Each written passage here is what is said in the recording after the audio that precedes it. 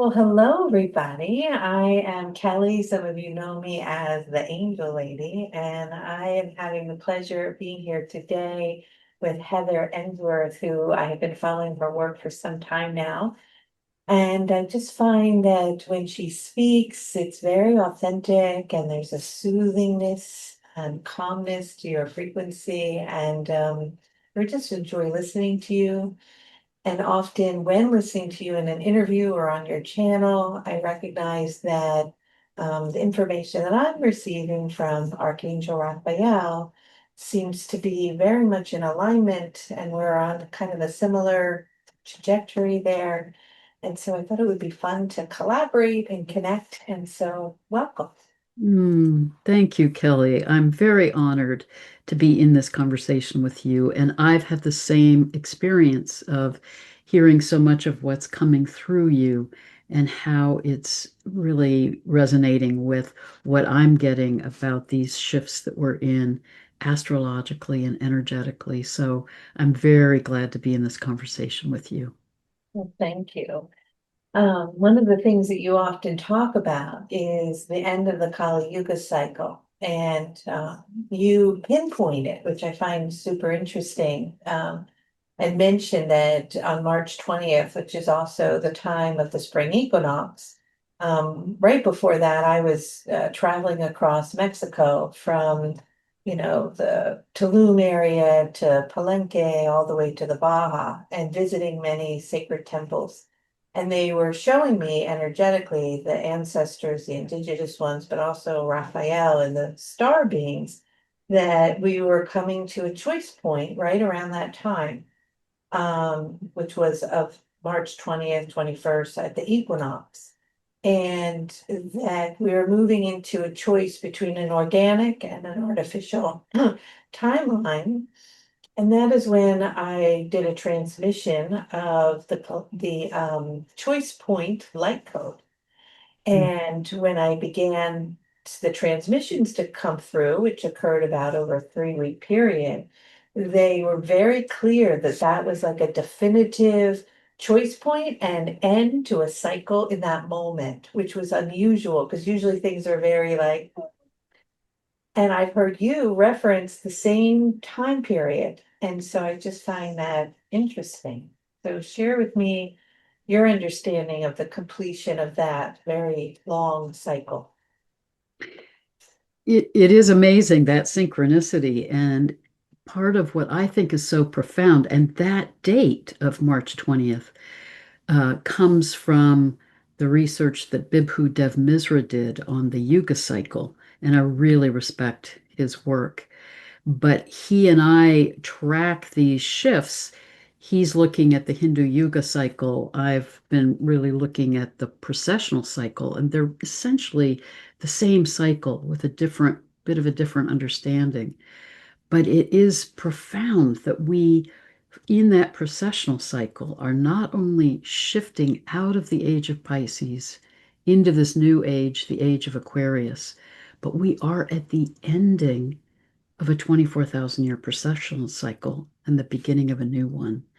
But even more profound from my perspective, we're at the end of the Kali Yuga, this period of 5 to 6,000 years of forgetting, of being in our lowest level of consciousness.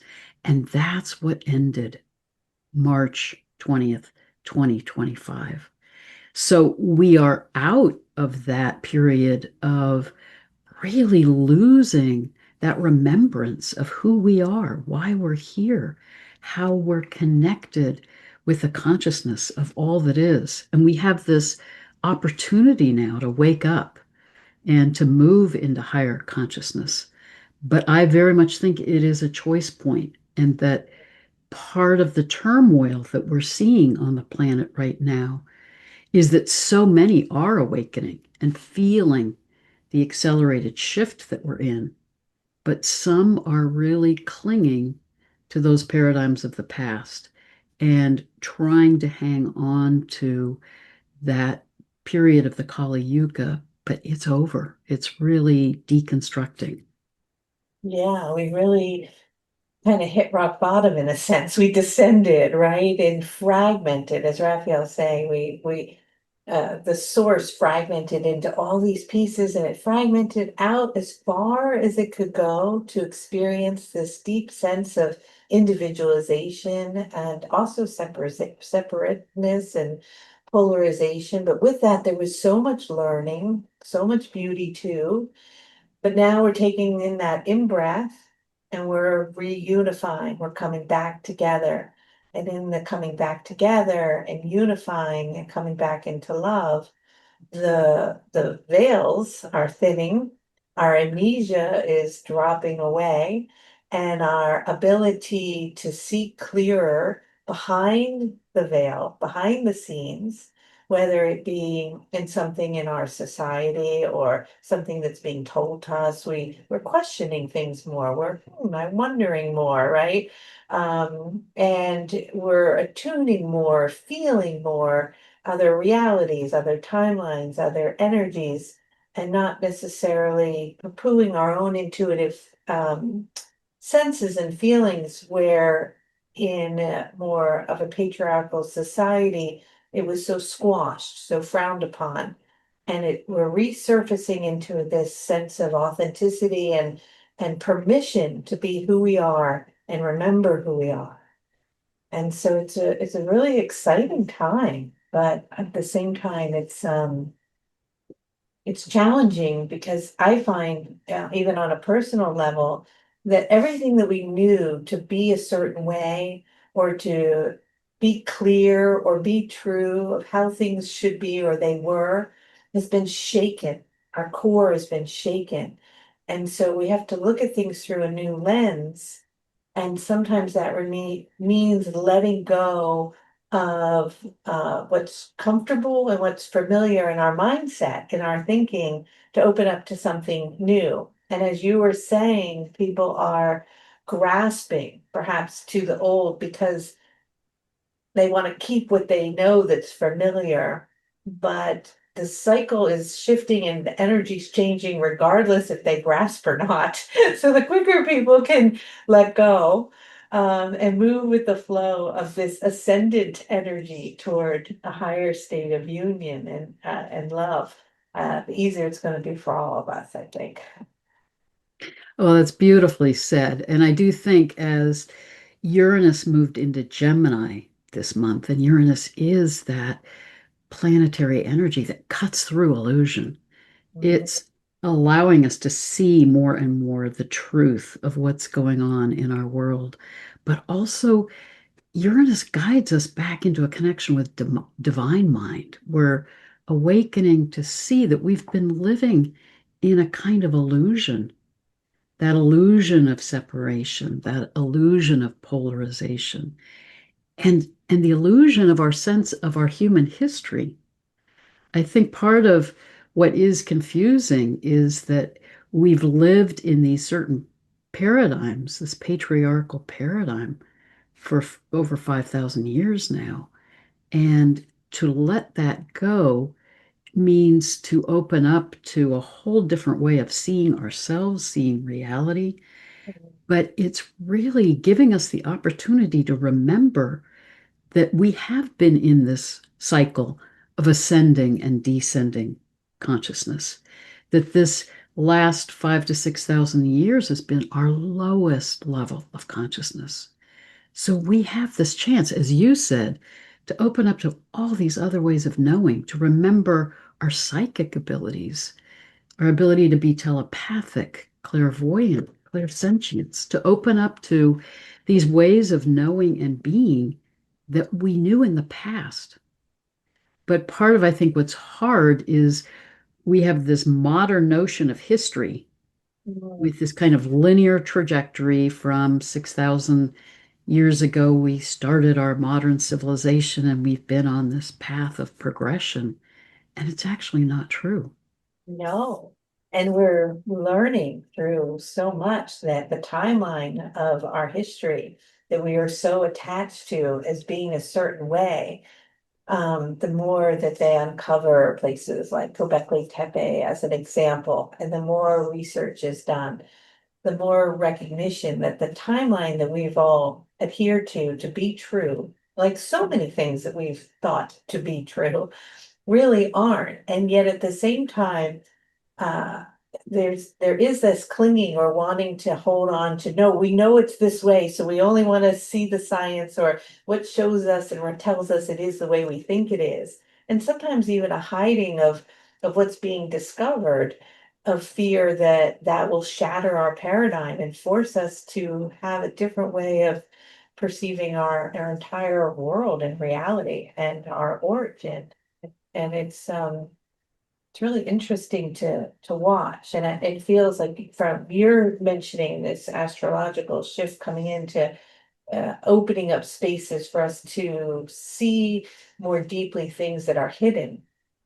I think that's going to show up in our archaeological sites. It's going to show up in our political worlds. It's going to show up in so many things where people are really questioning and revisiting and looking at things deeper than before.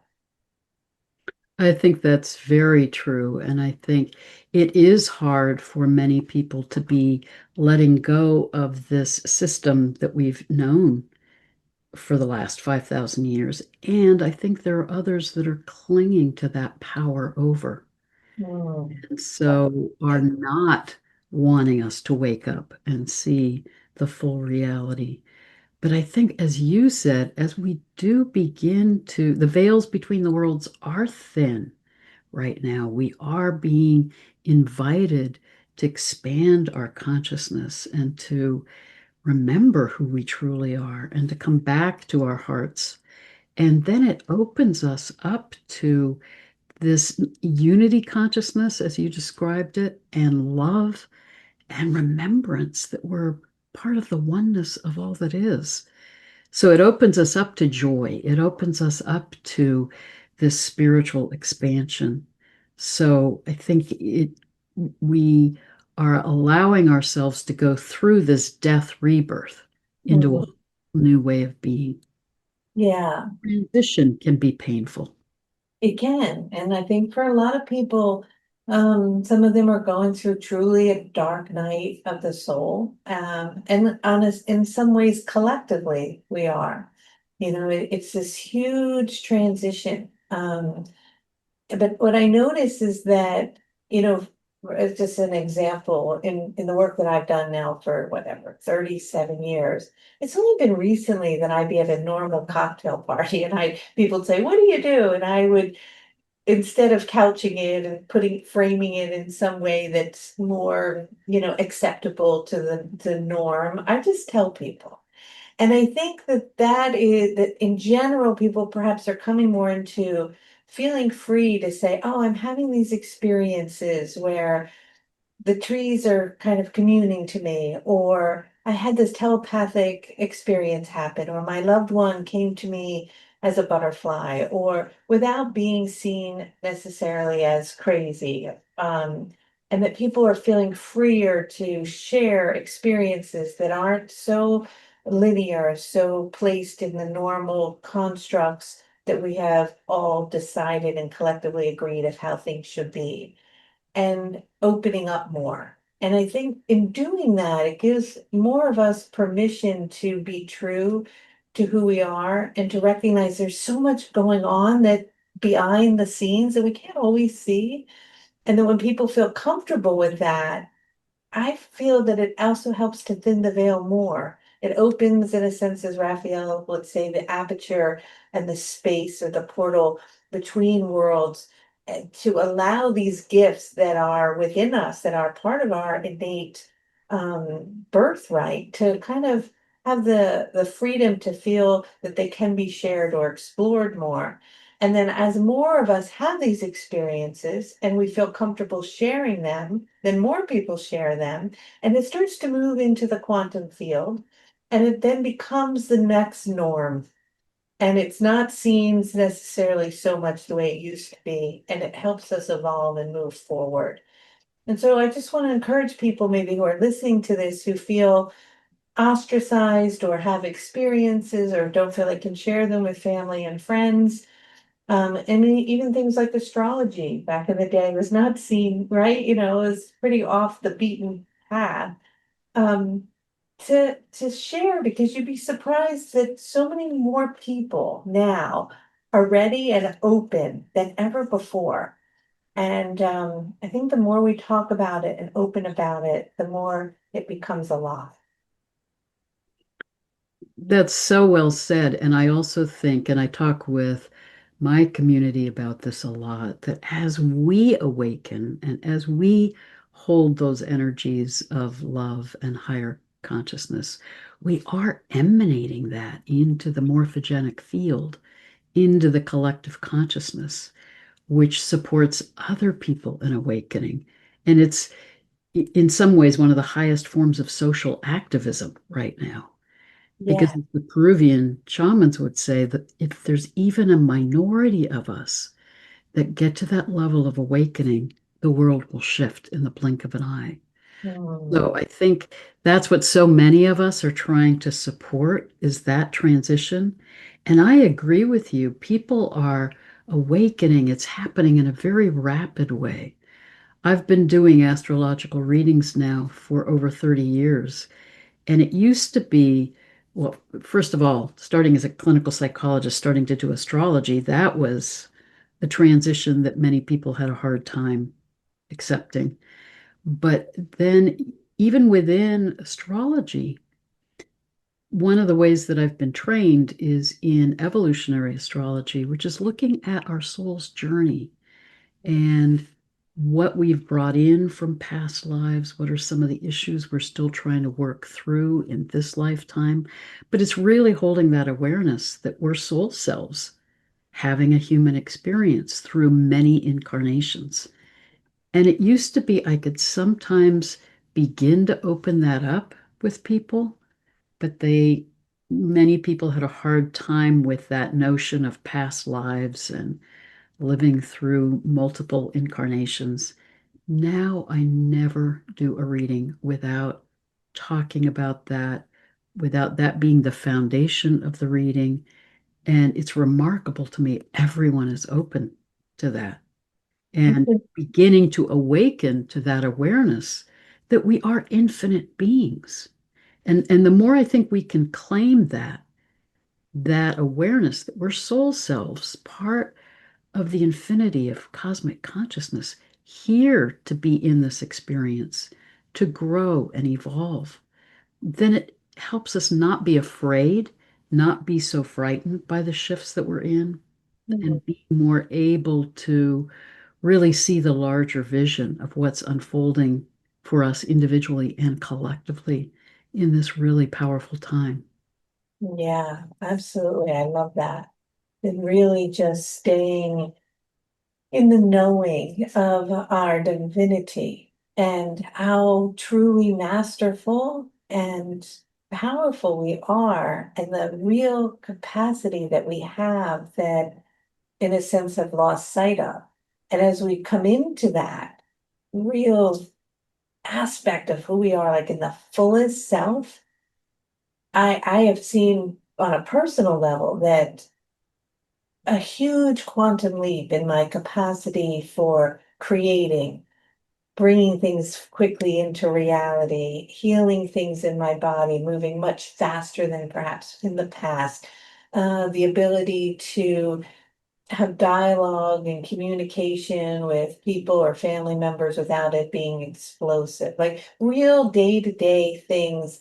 We're just noticing a big difference by stepping into alignment with our true mastery of who we are and doing the work day to day, right? Moment to moment, and in everyday life situations, and taking the teachings that we've all been listening to and hearing about from so many for so long, and actually really applying them now in our day-to-day life and seeing the changes. And like you say, when someone is able to emanate that frequency, hold that space, everyone else, whether it's in their little immediate family or in their workplace or in a government building or at a shopping mall or wherever, that resonance, that wave goes through everything. And it is actually making a difference. And we know that now through quantum physics that that is true, even though it may seem a little far-fetched. So if we keep coming back to taking responsibility for our own words, thoughts, actions, feelings, experiences, that is the work, and it does have a profound impact. And I think so many people are really, really doing that now, and it's really beautiful. I think that is so true. And I think this is a challenging time because we are in, I truly believe that 2025 is just an incredibly accelerated time of change. And you can see that in the astrological energies. We're seeing that in the earth changes, the solar activity, the galactic energies that are coming to the earth. So in many ways, I feel like it's almost analogous to we're in the birth canal, Yeah. leaving one way of being to be birthed into a whole new different way of being. But that pressure and intensity of going through that transition can be challenging. And part Oh, of what I think is difficult for many of us is that as we're exiting the Kali Yuga, we're both seeing this rapid awakening that's happening, but we're also, I think, seeing the purging mm, of the most intense shadow aspects of humanity that we've lived out in this time of lowest level of consciousness. So we're seeing, tragedies, trauma, suffering that is the results of that disconnection from divinity that we got caught in, and the generations of trauma that yeah. have resulted from our sense of separation from each other and competition and power over. So there's a cleansing, a purification that's happening on the planet right now. And as you and I were talking before we got on the recording, I think some of the challenges, how do we stay on our own path of awakening and hold that compassion with and for each other in the midst of the intensity of this turbulent transition time? Yeah, it's so important because as we were talking about earlier, we can't turn a blind eye to what's happening on in many different places in the globe and the suffering that's taking place, and the pain or bypass it. Because often I feel in the spiritual community, we want to focus on what we want to create, where we want to go, and hold the vision, and that is key.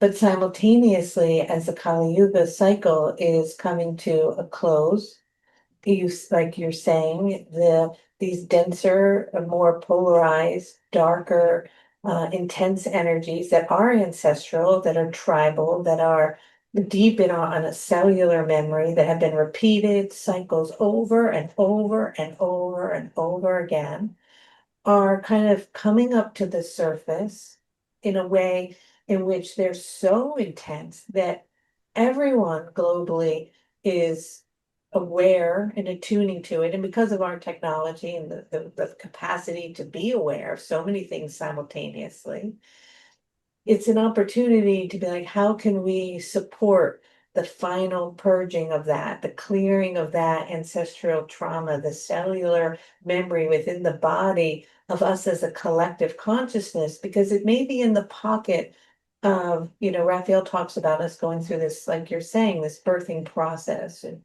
Raphael speaks about trimesters that we're going through as a collective. But if we think of ourselves as a collective body, not just of consciousness, but almost a body, and there's pockets of density, sorrow, hunger, starvation, terrible things happening, that is almost like a contained space within the body that is in a dis-ease process, that is asking the rest of the body to put all of its energy, blood flow, and attention to for healing, because until that pocket is healed, the rest of the body can't flourish. Because we can't say we're disconnected from that part of the body.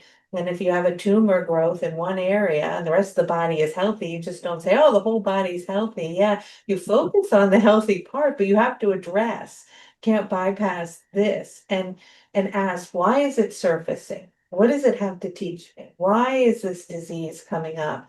How can I bring my resources toward it to healing? Because when that is healed, even if I think I'm separate from it, and it's not part of me, it is. It's part of the collective body of our consciousness. And until we can address it and heal it, the rest of ourselves can't come into harmony, into balance.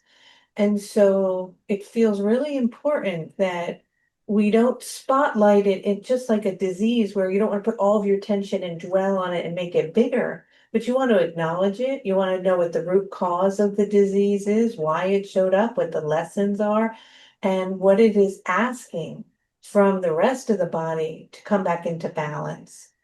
And so, yeah, I've been struggling with that, about, the difference between disconnecting from media, being in my own world and meditating on, in my chair and sending light, which is important, and simultaneously having awareness of what is happening and addressing it and bringing attention to it so that we can heal it and not just ignore it, because also in the ignoring, it can also grow. Like we think sometimes the more we focus on something, the more it grows. But also if you had a disease in the body, if you completely ignore it, it might also grow.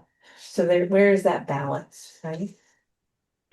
And I like that image that you gave of the whole body because it is about, and I do think part of what we're being called into in this time is how do we heal? We can't awaken and move into higher consciousness without healing. Otherwise, it's not integrated. It's not grounded.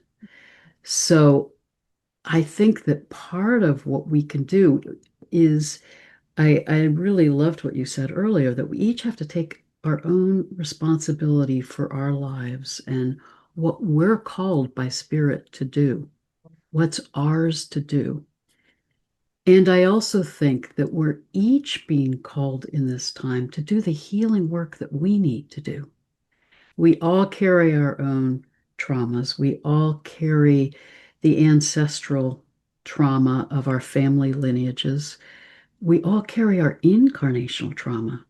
And so much of the work that I do with the clients that I work with is how they're trying to clear that incarnational trauma, to be more fully present here, to not be still constricted or controlled by the trauma of past lives.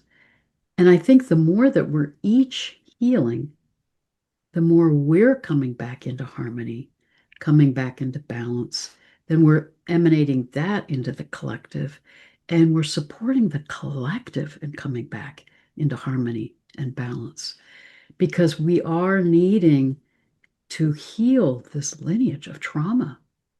And so much of what I think we're seeing in the suffering in the world right now is just these repetitions of trauma patterns that we inflict on each other. Again and again and again and again. And then we wake up and we say, how, as a human race, is it possible? How is it possible? Where you just want to fall to your knees and cry that we are doing this to one another again. Yeah. And I think, when with the end of the Kali Yuga, the end of the processional cycle, this movement into the Aquarius age is asking us, do we want to repeat that cycle, or can we really collectively say no more, no more war, no more separation, no more bigotry, no more racism, no more people, Abuse. abuse, and like, when does it stop? When do we keep people accountable for child trafficking, whatever it might be showing up, right? The darkest of dark that is rising up right now and saying, wait, hello, look at me.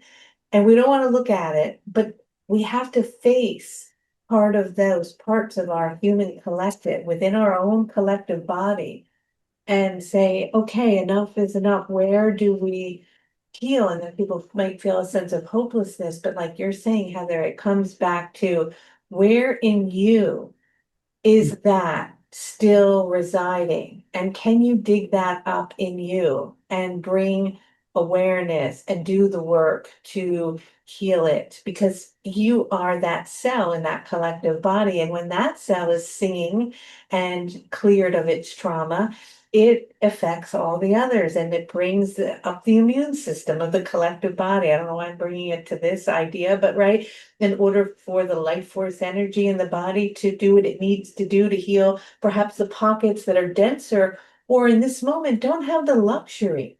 Yeah. If you're trying to make sure that your baby has enough food, you don't have the luxury to work on ancestral trauma or past life regression or deal with, all kinds of things. But if you do have the luxury to do that now, if you are in that position, I think it's almost our responsibility to heal and clear that as part of the collective body, because in doing so, that's how, if we feel helpless, perhaps we can help those who are part of us somewhere who don't have that. And it might seem disconnected, but it's actually very connected. It's very connected. And I also feel like we're getting support in this time. I mean, I've been a clinical psychologist. I don't want to tell you how long. It's okay. Let's just say over 40 years. But it's really remarkable to me to see that that healing can happen so much more rapidly now. We're being supported in bringing these things into consciousness, clearing it, healing it. And there are lots of ways that we can do that ceremonially, we can do that energetically. And I love your image of our coming into that harmony, that singing that song of love and healing and coming into wholeness. Because one of my favorite Kuiper Belt objects right now is Quawar, Okay. who was a creation deity of the ancient indigenous people that lived in Southern California 7,000 years ago. Oh, wow. And Quawar is androgynous, so he's integrating the sacred masculine and sacred feminine, which is another critical part of our. And which is coming up now, right? Us coming into that balance is really important. So I didn't mean to interrupt you. Yeah. And Quawar brought everything into being through a song of creation. And then he called the animals, the plants, the humans into singing that song so that everyone was singing in harmony and balance with the song of the spheres. Mhm. That is such a powerful image for what we're being called into, what we're capable of. And as we know with sound healing, if we're emanating that frequency, that song of harmony and love and balance, we're really sending that to all of those places on the planet that are suffering to help the healing happen. And we are all responsible to together mobilize that healing, not only in how we're healing humanity but how we're coming back into a healing relationship with the earth also. Because I think that's another huge piece of it. And it's very interesting to me that part of what's really powerful astrologically right now is that the three outer transpersonal planets, Uranus, Neptune, and Pluto, are in this incredible synchronization with each other. Hmm. They're sextiling each other, Okay. which is the energy of collaboration, co-creation, cooperation. Hmm. And what's fascinating is Uranus is in the sign of Gemini. Gemini was the age just before we went into the Kali Yuga. Uranus in Gemini is saying part of the meaning of that is remember who you once were before the polarization and division. Exactly. Pluto is in the sign of Aquarius, calling us into the transformation into the age of Aquarius. In the middle is Neptune conjunct Saturn in Aries.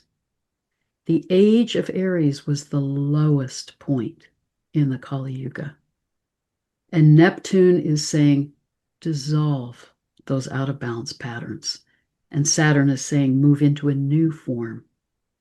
And so we're getting such guidance and wisdom from the earth, from the cosmos, saying, wake up, Yeah. remember who you are, remember what you're capable of.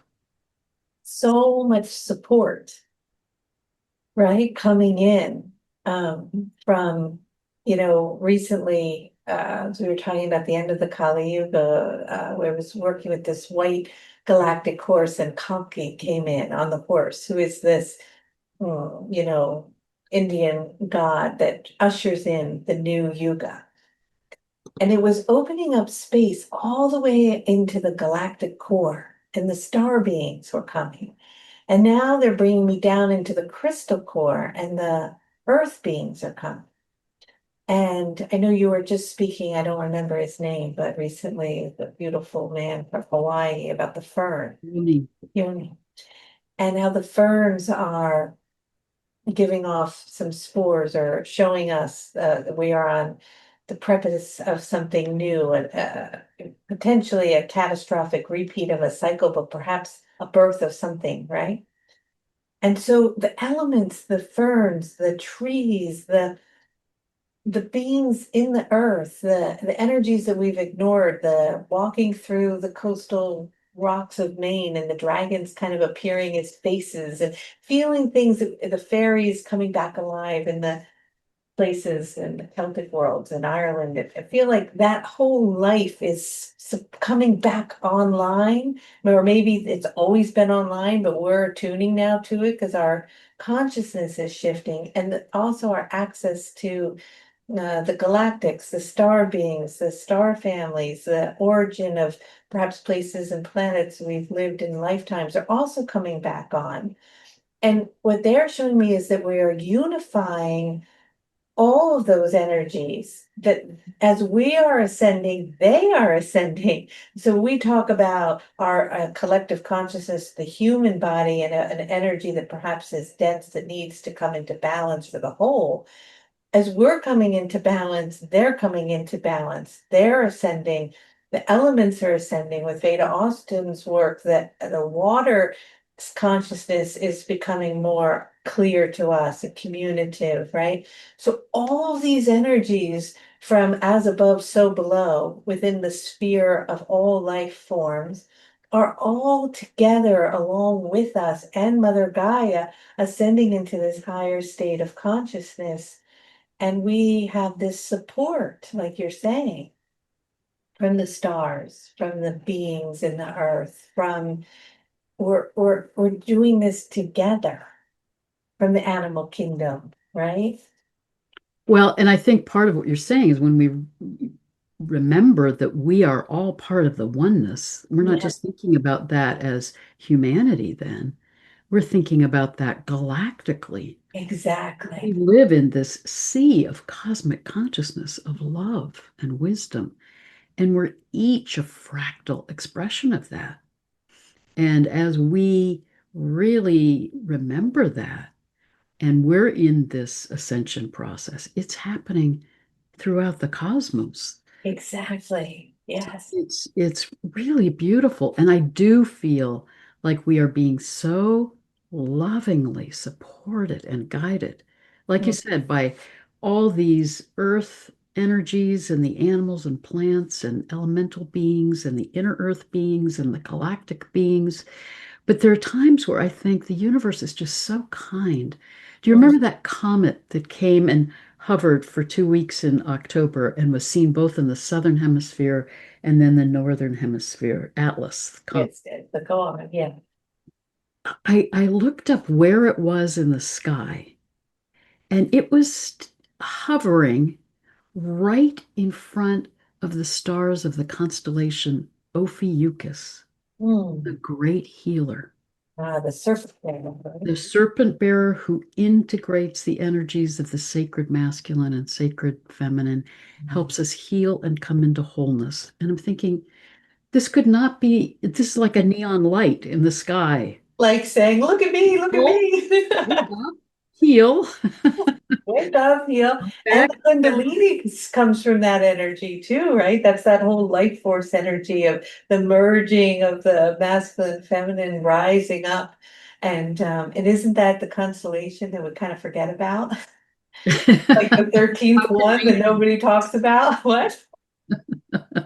Yes, of course, it gets repressed, but so important. So It, important. it's opposite in the sky, Orion, which I think is the constellation that guides us in seeing our own journey of evolution as humanity. Mm. Ophiuchus is saying, and this is what you can become. This is who you truly are.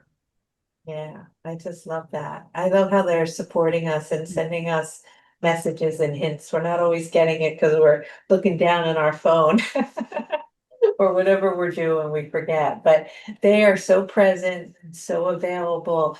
And what they're showing me is that some of these really massive repeat catastrophic cycles that we could repeat, I feel like we're out of the woods. I mean, doesn't mean that it's not possible that we're going to repeat and that we have to be diligent and conscious. But it feels as though we've made some leap. And although it doesn't always show or appear that way when we turn on our news, the general larger collective, I think, has made a big leap. And that the need for us to have such a difficult wake up call. I'm sure we're going to continue to get waves of wake up calls to break us out of our amnesia and move back into unity by Mother Gaia, by the events, perhaps in her shaking or whatever needs to occur or coming from the sun. But it doesn't feel as though we're going to actually have to like repeat a whole Atlantis, like a whole nother thing. Like we're going to be able to, I hope, You what are know, you thinking about that? I definitely think that we're being called into this path of healing and awakening. The interesting thing in the processional cycle is that every 12 to 13,000 years, we've gone through this time at these critical points in the processional cycle, the beginning of one and the ending of one, and then the midpoint, where we do experience these cataclysmic crises, the Mhm. last one being 12,000 years ago with the Younger Dryas period. So I think part of our healing now in this time is we have that cellular memory of that cataclysmic crisis. Mhm. And it's encoded in certain uh, ancient sites like Göbekli Tepe, and I think it's encoded in the Great Pyramid to help us remember. And I truly believe that, again, if we can heal and not get caught in that PTSD, then we can really be in this process of an evolutionary leap as humanity and get off the wheel of samsara. Get off the wheel of this repeat. Like this Yes, is our chance that we don't have to do it again. yes, There and is a pathway that we will do it again. yes, but Yeah. I And think you can see that it's like hovering there. And it's like, can enough of us move that needle to turn this way and jump on here? we're really seeing these different timelines, and we Mm, can choose. And I think we all can choose individually as well as collectively which timeline we're on. I But agree. I think that it really is a critical choice point that we're in right now. And I think it is really remarkable that astrologically, Chiron is in Aries, saying, heal your sense of self, Aries, heal those out of balanced patterns from the age of Aries that are still pulling us into war and trauma patterns. It's opposite now, the asteroid Atlantis. Oh, So wow. I think it's very powerfully saying you have a choice point here. Atlantis and the fall of Atlantis was at that time of that last cataclysm. Mhm. We have these timelines and we can choose. We could choose to be on a timeline of increasing idealization of technology, AI, transhumanism, go the path that they went on in Atlantis and go through a cataclysmic reset to wake us up and help us heal. But we don't have to. Chiron is saying you can heal that, and we can be in this profound time of awakening collectively and saying, we come back into oneness, we come back into love, we honor who we are and what we're capable of with our consciousness Mm. that is beyond any artificial intelligence or technology. But I believe that we're starting March 20th, we're in this critical period of transition where we have our free will and can choose. And I think between now and 2032 is that critical period where we can choose the timeline that we're on. But I Yeah. do feel hopeful. I feel like more and more of us are awakening. We are here to support that shift, and we can co-create this new world that we're capable of. This new world together, yeah. And yet it, especially with AI and artificial intelligence is moving so rapidly, it's coming so quickly into our awareness, and it being such, it's just very alluring to many, and I'm sure it has its purpose. And I've talked a lot to Raphael about that, and it's interesting how it was so prevalent during the time of Atlantis, and how then that reset needed to happen.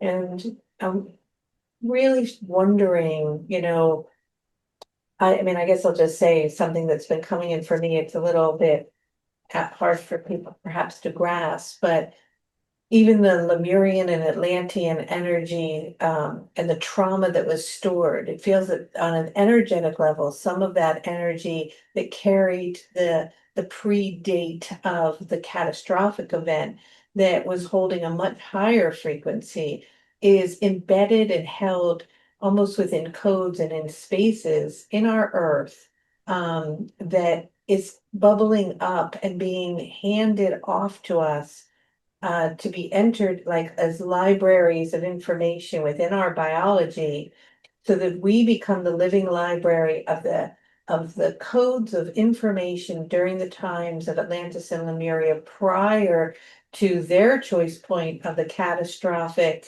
decision that led them to the fall of this repeat cycle, so that we can awaken those parts that are more in alignment with the timeline perhaps we want to move toward.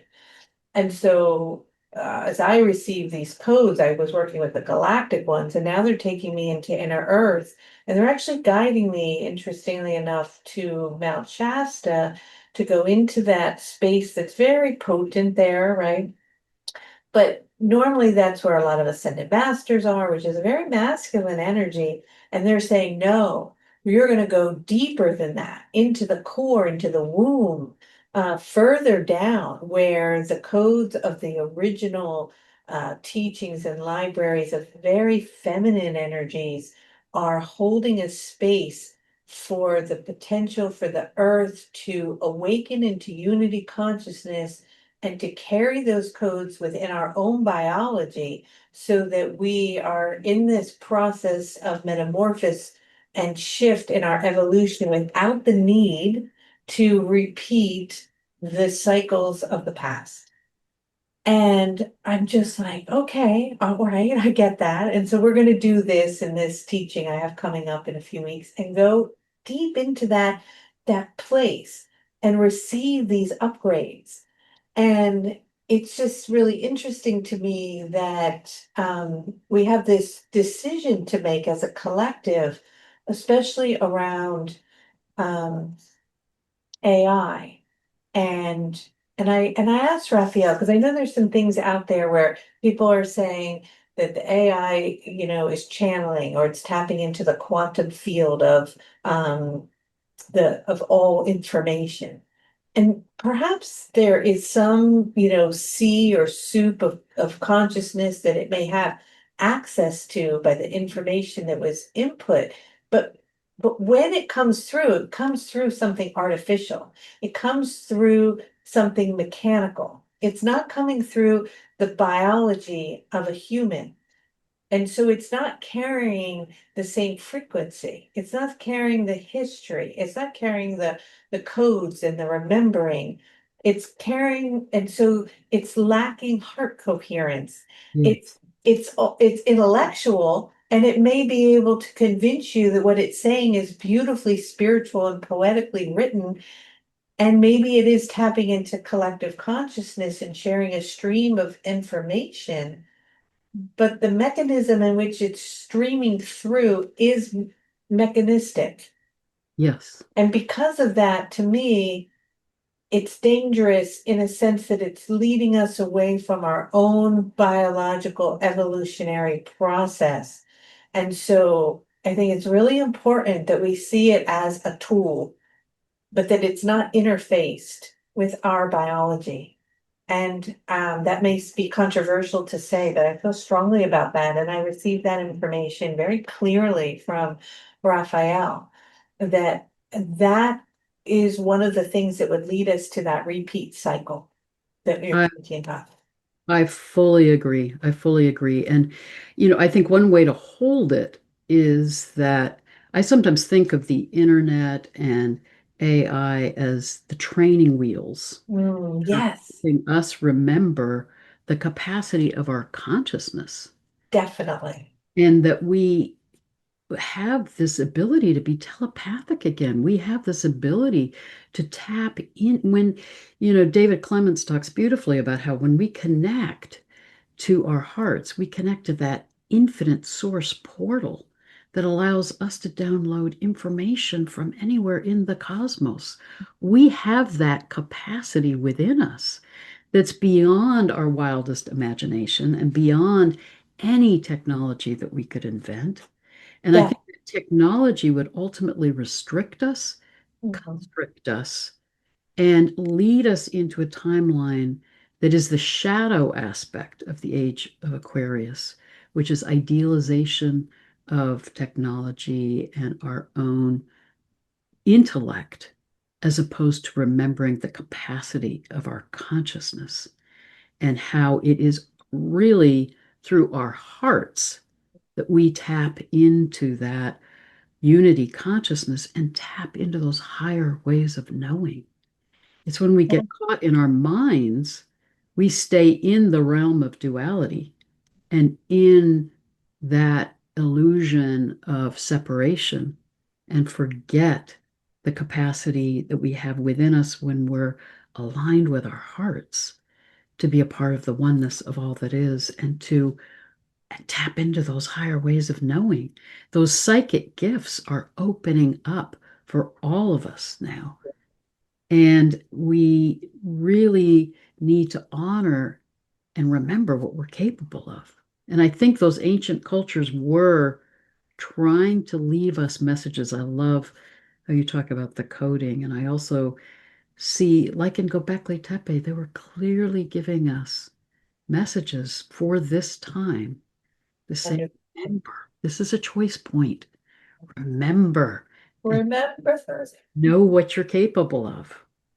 I couldn't agree with you more. And I love that you mentioned the training wheels, because I remember back in the day, Raphael saying, that internet has nothing on you guys. That's just training wheels, so that it opened your brain to the idea that it's possible that you can communicate with someone on the other side of the world, or that you can see an image of them and connect energetically. And then the training wheels will fall away as we move into this new age, and our telepathic abilities will become stronger. And I personally notice and feel that happening more and more and more. And so do my students. And so I think it's no different with AI, and we get excited or sometimes about, oh, it can do something so quickly. But I think it's just a mirror of showing to us we can do whatever it is doing, but we can do it with heart coherence. We can do it with our biology, with our frequency, with evolution, not mechanistic. And so when I separate it as it's a tool and it perhaps is mirroring to me a part of the consciousness that is showing me our ability of what we can do, then fabulous. But not to merge with it. And that's the concern. And I couldn't agree with you more that the star beings, and our ancestral indigenous ones have been leaving us clues for a very long time. And maybe we're starting to notice them and understand them. They might have appeared cryptic at first, but I think they're pretty much in plain sight. They're like, look, it's right here. Well, and I think as you were saying, so much is getting revealed now. I mean, we're discovering some of these ancient sites that had been buried, and we're more and more seeing evidence of these very ancient advanced cultures that are supporting us in realizing we've been at that higher level of consciousness in the past. We're capable of it again. So, and I think we're really being guided to be aware of this choice point that we're in and to be consciously choosing that path of love and higher consciousness. Yeah, and that's it. It's a choice. We Yeah. get to choose. It's part of the free will process. Yeah. So we get to choose. Well, this has just been really, really sweet and lovely. Do you have any parting words for those listening at this moment who perhaps are struggling with these changing times? Yeah. I really love how powerful the energy of Chericlo is, that healing centaur, who, interestingly enough, of the healing centaurs, most of them have unstable orbits. Chericlo's orbit is very symmetrical and in balance. And she's that healing energy that reminds us how to hold compassion for ourselves and how to hold compassion with and for each other. And I feel that more and more. I am so grateful for it in my community and feel it in the expanding spiritual community that we can hold those energies with each other. We're not alone. We're not only being supported by all of these stars and planets and galactic beings and inner earth beings, but we can support each other and feel that heart connection with each other to know that together we can emanate those energies that can help support the world in healing and transforming.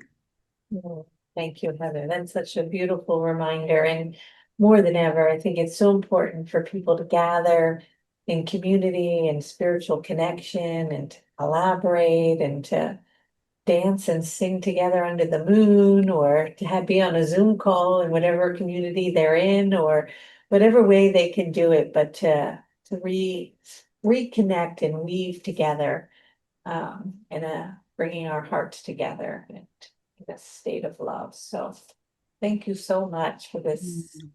Thank you, Kelly. This has been This that's just wonderful. so lovely. I really appreciate you coming on and sharing your wisdom with everyone. I really do. It's really special. So thanks so much. Thank you for having me. Thank you. All right. Bye.